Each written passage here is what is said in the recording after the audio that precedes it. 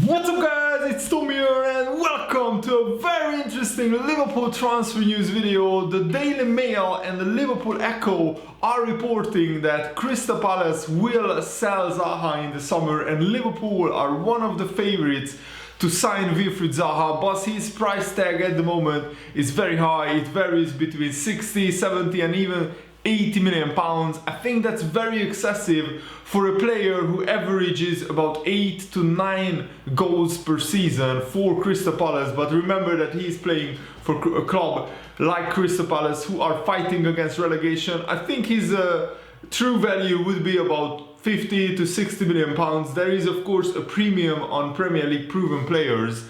And let me know, do you think Zaha would be a good signing for Liverpool? I think he would be great because he has the pace, the trickery, the dribbling, the everything that Liverpool need on the wings when Mane or Salah needs a rest or they get tired or they get injured. We need another attacker, in my opinion, and Zaha definitely wants to leave Crystal Palace, and the newspapers are reporting that Crystal Palace are open to selling Zaha. Another Crystal Palace player that I would love to have is Aaron Wan-Bissaka. He's a very talented fullback. I'm sure that he will end up at a big club, but Crystal Palace don't want to sell him just yet. But Zaha wants to experience Champions League football, and this is what Zaha said very recently during the Easter holidays. And I quote Zaha here: "I have to experience the Champions League. I just need the opportunity. That's it, and I will do the rest. It gives me goosebumps seeing the crowds, the amazing stadiums. When I'm seeing players, I think, what would I do in that predicament? I feel I can get to that stage with the confidence I have and the belief in my ability. I should be there. I'm missing out. I don't just want to be at home watching it." Real players, when the time comes, it's that big stage, they are the ones that step up. I want to be that player in the big games. So Zaha is definitely dreaming about signing for a Champions League club, and I think he wants to stay in the Premier League because he is settled. He has been playing for Crystal Palace since 2014, and he had a failed stint at Manchester United, but we have to remember that he was like 21, 22 years old at Manchester United. Now he's 26, a much more mature, much more experienced player, and of course he was at Crystal Palace before Manchester United, but he played in the Championship when Crystal Palace was in the Championship. So he spent a lot of seasons at Crystal Palace, and he also played for the England youth teams, and now he's playing for the Ivory Coast. He has 9 international appearances for Ivory Coast, so he's quite an experienced player, but he has no experience in European football in terms of in the Champions League, in the Europa League. So something that is, I think, missing from Zaha's career definitely is the Champions League, and he wants Champions League football, definitely. The big question is, would we spend 60 million pounds on a 26-year-old Zaha who only scores about 10 goals a season? I think he can bump that up maybe to 15 goals if he signs for Liverpool, but I'm not 100% sure. And former Liverpool defender Nick Tanner believes that Zaha would add the creativity that Liverpool need to the side. And Liverpool had a quiet transfer window in January, but we are ramping up the transfer preparations for the summer, and Tanner is convinced that Zaha would be a perfect fit for Liverpool. This is what he said: "Zaha is the kind of player, the sort of player who would suit Liverpool down to the ground. I said it when I watched them play against Liverpool, that he was the sort of player going forward with his creativity who would suit us.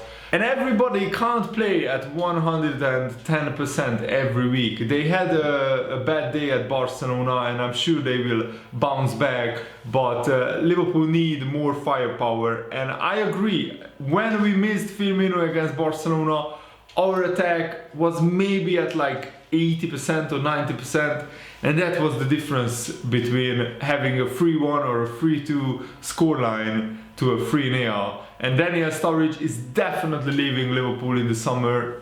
There is no indication from Liverpool that he will be given a contract extension. No disrespect to Daniel Sturridge, who has been a fantastic player. He's been a brilliant in a good style that creates loads of chances. But as he has proved when he went to West Brom, when he's in a not so good side, he doesn't create his own chances. So it's a case of who is going to take a chance on Daniel Sturridge. The wages then coming onto it, and there are loads of players around looking for clubs in a similar vein. And Nick Tanner also continued. I think 20 years ago it would have happened because we didn't have such big squads, but people are more happy to take the money without having to play these days. He needs to get out and play every week, but who is going to play him every week? Would he drop down a league? I don't know. I don't think so. I see Daniel Sturridge at a club like maybe West Ham or somebody like Bournemouth, where, you know, it's just not that top level anymore, but he can play every week or almost every week depending on his fitness. And I really want Liverpool to sign an attacker, because I think we need more firepower. I think we need a backup, a really solid backup for Mane and Mohamed Salah. The big question is, would Zaha fancy himself in this Liverpool side to break into the starting 11 regularly? Because at the moment with Salah, Firmino and Mane, we have a very settled front three. But I think Zaha could play for Liverpool. I mean, Xherdan Shaqiri played on the right wing many times for Liverpool this season in a 4-2-3-1 formation against smaller sides. So I can see definitely a case for Zaha to play in that role, and Firmino as a false nine, Mohamed Salah ahead of Firmino, and then Mane on the left. That could be a devastating attack which could tear the smaller sides to shreds in the Premier League. Imagine Zaha, Mane and Salah running at you full speed on the counter-attack and Firmino behind them. It's just a mouth-watering, frightening prospect, and I really hope that Liverpool make it happen. If not Zaha, let's hope that Liverpool sign somebody like Nicolas Pepe. I would welcome that transfer as well. And the Mirror newspaper is reporting that Daniel Sturridge's place might be taken up by Ryan Brewster. Jurgen Klopp is a huge fan of Ryan Brewster. We brought him with the squad to Barcelona just for him to experience what a match day of a Champions League semi-final looks like, and he's just 19 years old, but Jurgen Klopp said this about him: he is the next really exciting prospect. If you see him training, next season will be his season, his first real season. He's now physically an adult, he grew a lot, he worked a lot, and the training session today was, to be honest, pretty impressive. He's with us, he's our player, and we want to have him around. In this case, I thought, come on, it's Barcelona, let's give him a first sniff of what it is like to be in the squad around a game like this. And John Barnes said very interesting things about Liverpool's summer transfer business. The summer transfer window for Liverpool will depend on Daniel Sturridge and Divock Origi staying or leaving, according to John Barnes. When you look at Joe Gomez and Alex Oxlade-Chamberlain, Barnes continued, returning to the team, they won't need to bring anyone in.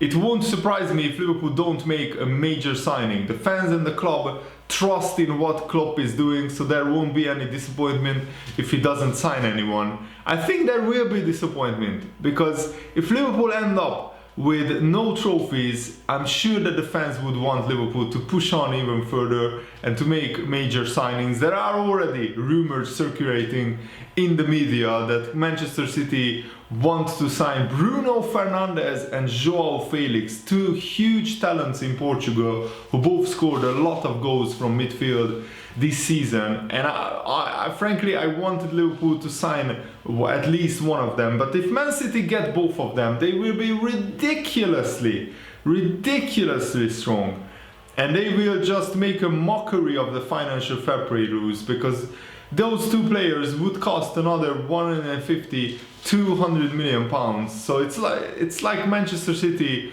are playing a different kind of rules.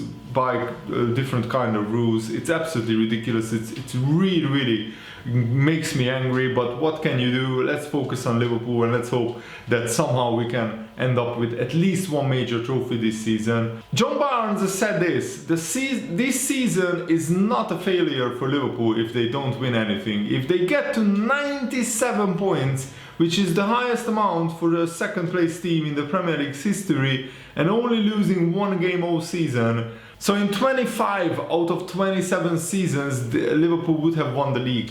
In fact, in 117 out of 119 seasons, Liverpool would have won the Premier League. And John Barnes also said, if you look at Arsenal, Man United, Chelsea and Tottenham dropping points recently, it shows Liverpool and Manchester City are much better than anyone else in the league.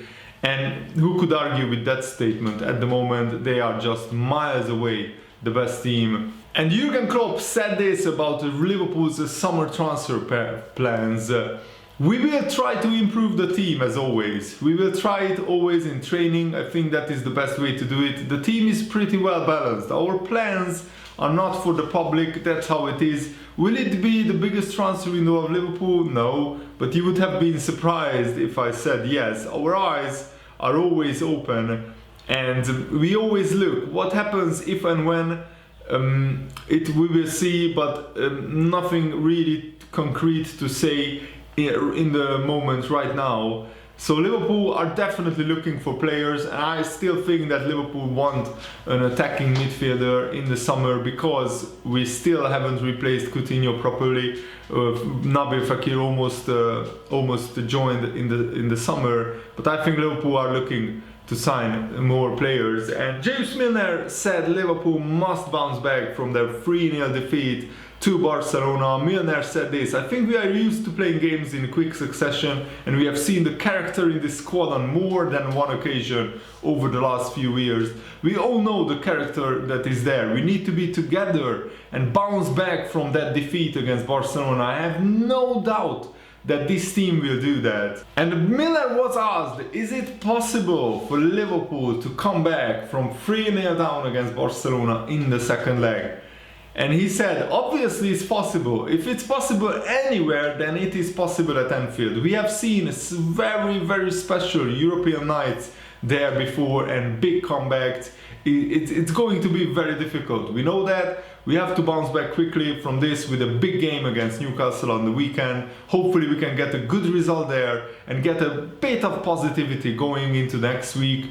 He is very hard to stop, Messi. He's definitely, Messi, one of the greatest to have ever played the game, if not the greatest. When he does things like what he does, it's very tough to stop. We knew that, but we thought we could hurt them as well. You can't concentrate on him too much because they have another 10 players out there who are pretty good. You try stopping Messi the best you can when he is obviously on it. It's very difficult. Many teams have tried different ways to do it. The free kick was obviously pretty much from nothing, and the other goal, just my comment, is one of the luckiest goals, honestly. Like the rebound falls straight away to Messi, and nobody could do anything about that. It's just an unlucky game for Liverpool, really. But Milner said we have to continue to focus on the positives from our side for the second leg. We created chances, we played a pretty solid game apart from the goals we conceded, which we could have done a bit better with, but it's going to be very difficult, so we will see.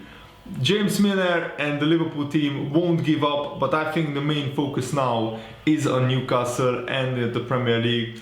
We should really just put the pressure on Manchester City and let's see what happens. And rival fans were already digging up comments by Jurgen Klopp saying that Jurgen Klopp will go packing. Jokingly, he said in his first Liverpool press conference that he will go packing and manage in Switzerland if he doesn't win a title for Liverpool in the next 4 years. And that 4 years is up at the end of the season, but nobody can fault Jurgen Klopp.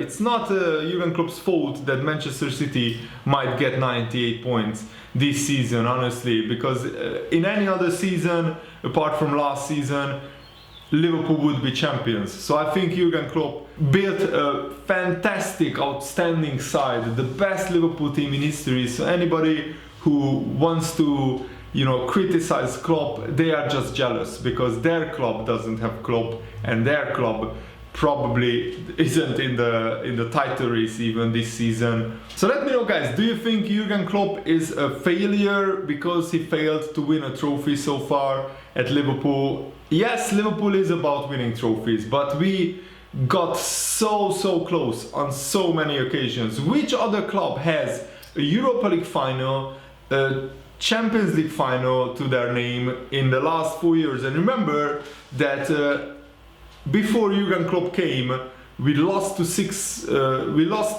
6-1 before the season Jurgen Klopp signed for Liverpool, and we were nowhere near the Champions League that season.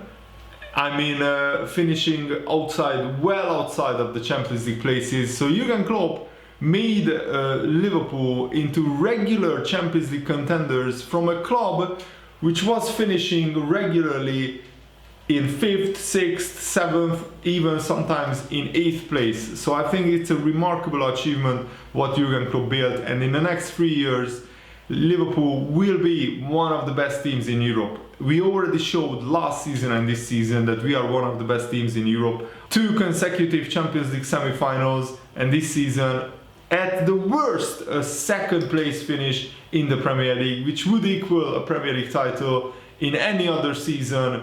In the 117 seasons out of the 119 seasons in English football history, Liverpool would be champions. I can't stress that enough how important that is. So thanks for watching, guys. Hope you enjoyed this video. Have a nice day. See you later. Goodbye.